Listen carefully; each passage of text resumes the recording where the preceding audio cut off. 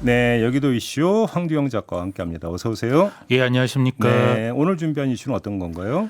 네, 지난달 광주에서는 보육원에서 나와 자립을 준비하던 청년들이 연이어 스스로 목숨을 끊는 안타까운 사건이 네, 있었습니다. 저희도 전해드린 바 있었어요. 예. 예, 뭐 생계 어려움 등으로 신변이 비관한 것인데요.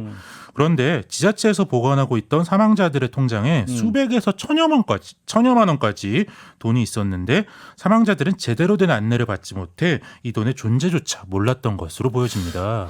아니, 그때 광주에 그러니까 대학교에 다니던 그 학생이 이제 극단적 선택을 한 게 사실은 이제 돈을 다 쓰고 이랬다라는 예. 그 보도가 있어서 저희도 전해드렸는데 통장이 따로 있었던 게 있다고요? 예, 그렇습니다. 그래요? 네, 정부가 운영 중인 디딤 씨앗 통장이라는 사업에 있던 돈입니다. 네. 이 통장은 취약계층 아동이 후원금 등을 통해서 적금을 하면 국가가 최대 2배, 월 10만 원까지 또 돈을 보태주는 통장인데요. 다달이. 예.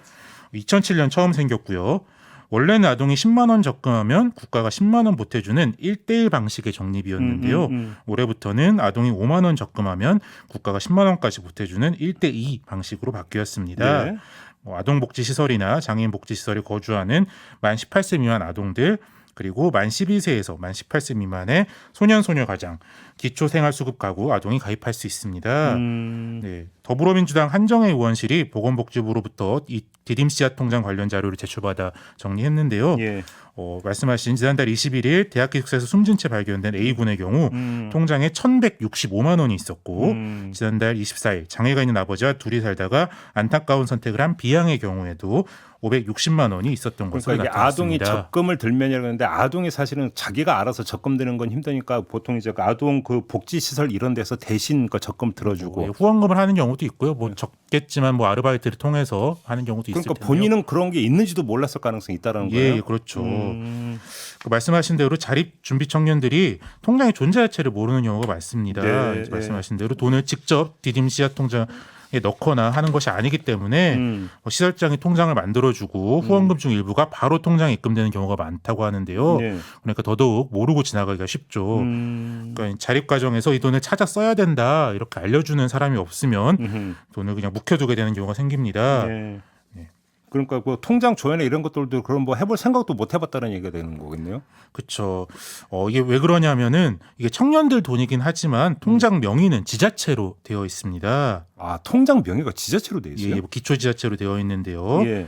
이게 만 18세가 넘어도 만 24세가 되기 전까지는 학자금, 주거비용 등 사용처를 증명해야만 돈을 찾는 걸 허가받을 수 있습니다. 어허. 네, 이게 막 성인이 된 청년들이 경제 경험이 부족하다 보니까 돈을 허투루 쓰기도 하고 또 막 사기를 당하거나 그런 경우가 많아서 그걸 예방한다는 취지에서 이렇게 만들어 놨는데요.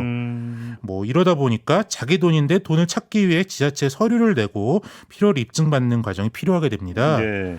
이 과정이 독립생활 경험이 적은 청년들에게 매우 어렵게 느껴지게 되죠. 뭐 취지는 좋지만 이게 행정 편의적으로 또 운영되다 보니까 오히려 수혜자들에게 큰 장벽이 되는 경우가 많이 있습니다. 그러니까 이제 모르는 경우가 상당히 많고 네. 안다 하더라도 이것을 그러니까 찾아서 쓰기가 쉽지가 않다. 예, 그렇죠.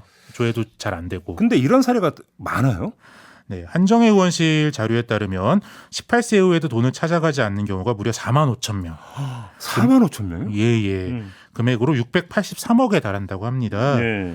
아무 조건 없이 돈을 찾아갈 수 있는 24세 이후까지도 돈을 찾지 않은 경우가 4천 명, 30억 원에 달했습니다.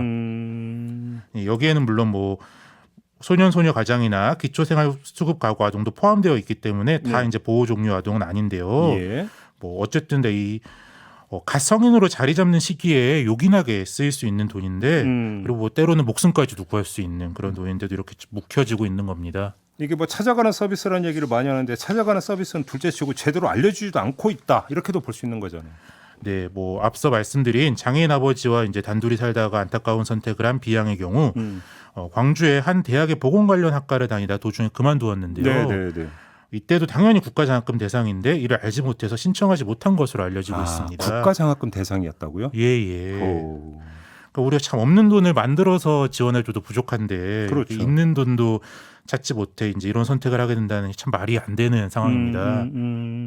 뭐 지자체나 은행이나 뭐 시설 관련 종사자들 모두 자기 돈이었으면 이렇게 방치해뒀을까 그런 생각이 좀 많이 들고요. 사회 일원으로서 참 미안하고 부끄러워집니다. 한마디로 그냥 무신경했다는 얘기밖에 안 되는 거네요. 그렇죠. 아무도 신경을 안 썼다는 얘기잖아요. 네. 참 그래서 결국은 해당 청년은 극단적인 선택을 하고 이게 있을 수 있는 일입니까 이게? 그러게 우리가 조금만 더 신경을 썼다면 충분히 그러니까. 막을 수 있는 안타까운 소식일 것 같습니다. 답답하네요. 알겠습니다. 잘 들었습니다. 예, 감사합니다. 네, 황두영 작가였습니다.